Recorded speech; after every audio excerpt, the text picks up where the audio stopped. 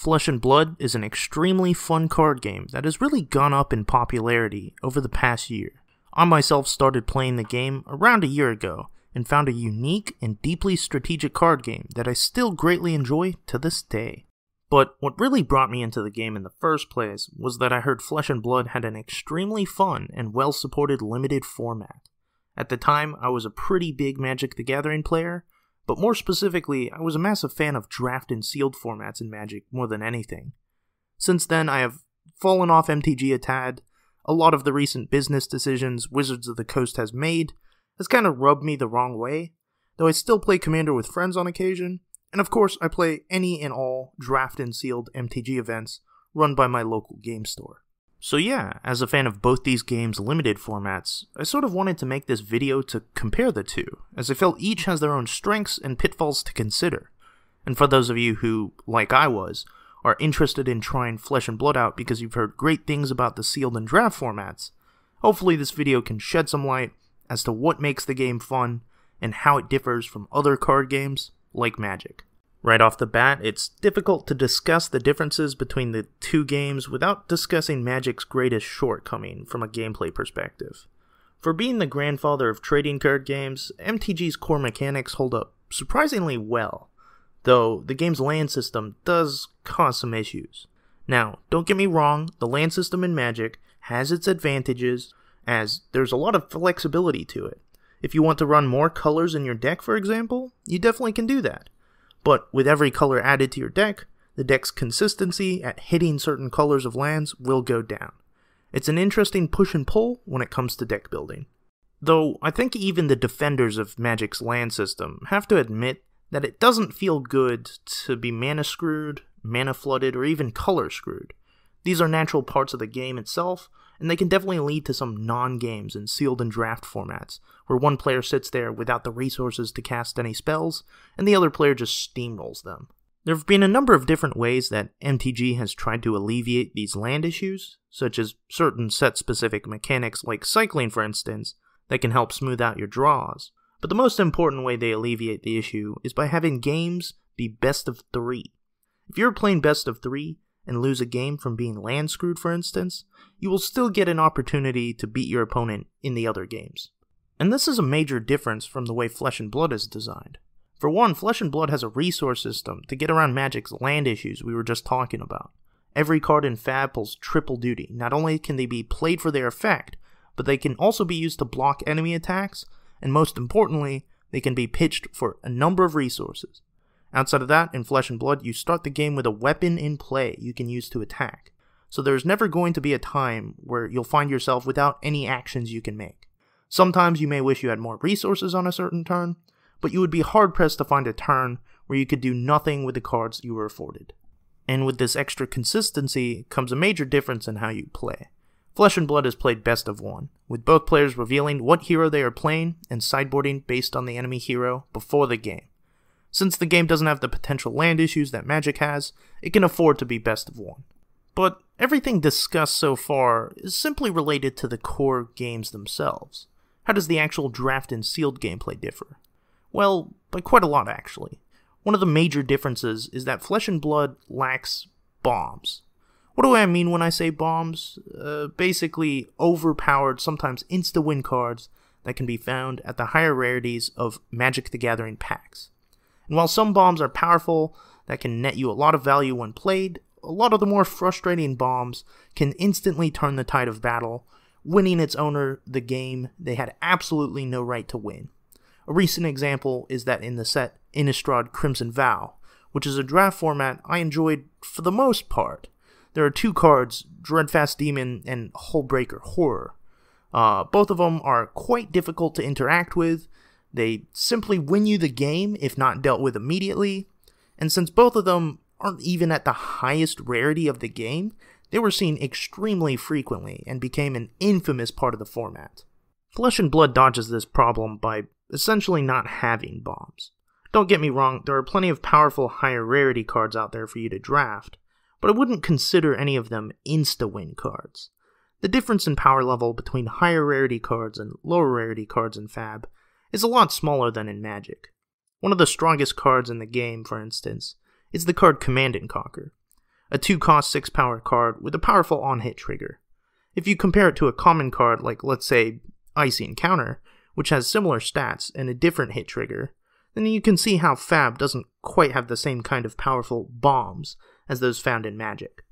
While some might see the lack of these bombs as a downside, it does mean that games have a degree more consistency.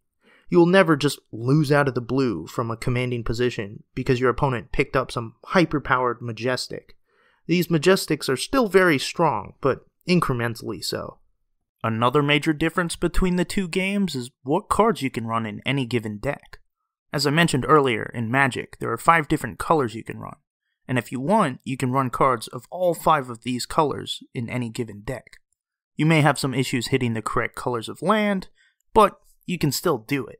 Flesh and Blood, on the other hand, splits their cards between classes. Unlike Magic, where you can mix and match different colors to make your deck, in Fab, you cannot mix and match cards from different classes. If you drafted a Ninja deck, for instance, you cannot add Guardian cards into it. What this means is that if people around you are picking the same class as you can actually come out of a draft with a deck that doesn't hit the bare minimum number of cards required. There is a solution though, as players can add the card Cracked Bauble into their deck to hit the 30 card minimum. The problem is that Cracked Bauble is a pretty awful card. If possible, you definitely don't want to have to include it into your deck. But while not rating the signs in draft can end up with you having to put Cracked Baubles into your deck, on the other hand, there are great rewards for reading the signs properly and running a class nobody else in the pod is playing. The same of course is true in MTG, as if you are the only person drafting red for instance, you probably end up with a deck with a lot of powerful red cards. I would say this is even more true for Flesh and Blood, however, as the average power level of lower rarity cards is a lot higher. In any given Magic set, there's going to be a lot of filler in the later half of the pack, but that's not the case in Fab. So when drafting, you can have even the last couple picks in a pack be powerful staples if you're drafting something open. But what I would say is the biggest difference between Flesh and Blood and Magic Limited is definitely the synergistic plays you can make. You see, in Flesh and Blood, based on what class you are playing, you're given a very specific hero card and their corresponding weapon. These are kind of like basic lands in Magic. You don't have to open them, they'll be provided. And these heroes and weapons all have interesting and powerful effects that can lead you down specific paths when constructing your limited deck. For instance, the ninja hero Katsu has an ability to discard 0-cost cards to tutor for other cards, and his weapon gains an additional effect if you are pitching 0-cost cards for resources. Both these effects really want you to have a lot of 0-cost cards in your deck, so if you want to play him, draft accordingly. And being guaranteed these hero and weapon cards does make drafting synergies a lot easier. For comparison's sake, it's similar to the Magic the Gathering format Commander, where you always have access to your given commander, so when you build a deck, often you build it to synergize with the commander in question. Because of this, you can expect to see a lot of synergies and combos in Fab Limited. While these combos and synergies also exist in MTG Limited, they are a lot harder to properly accomplish than in Fab. All this considered, the main theme of Fab Limited, when compared to Magic, would definitely be consistency. While luck has a part of any given card game, Flesh and Blood strips away a lot of the more potentially frustrating parts of Magic Limited games to deliver a high-quality experience with a larger emphasis on skill. That being said, Flesh and Blood's Limited isn't without its flaws as well. Ironically, I'd say the biggest flaw comes from the game's consistency I was just praising. You see, while the consistency does make for a more skill-intensive limited experience, with a lot of potential synergies, it also comes at the cost of a smaller card pool. Your average Magic the Gathering set has around 280 cards in it, while the average Flesh and Blood set has around 230 cards.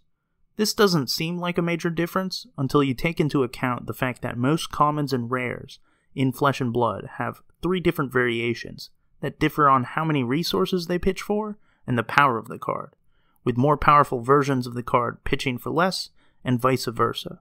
So, of your 130 odd commons and 50 odd rares, there will technically only be around 50 to 60 unique cards among these lower rarities. And a lot of these unique cards can end up being quite similar.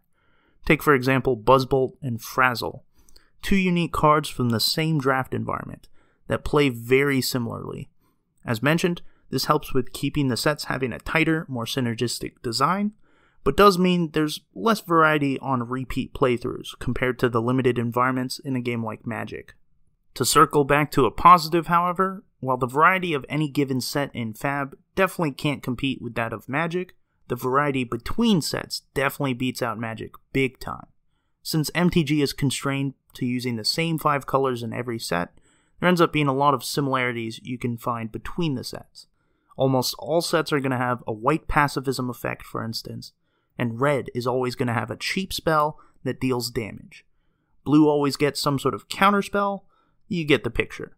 While the flavors of the world and the mechanics change, the core of the game stays fairly consistent. Fab doesn't constrain itself to using these same classes set after set, so each new set feels fresh from the last. And since all these different classes play in such unique ways, the type of combos and synergies found in any given set is going to differ wildly from the one that came before it. This makes every new draft set a lot more exciting in my opinion. You never know what you're going to get after all.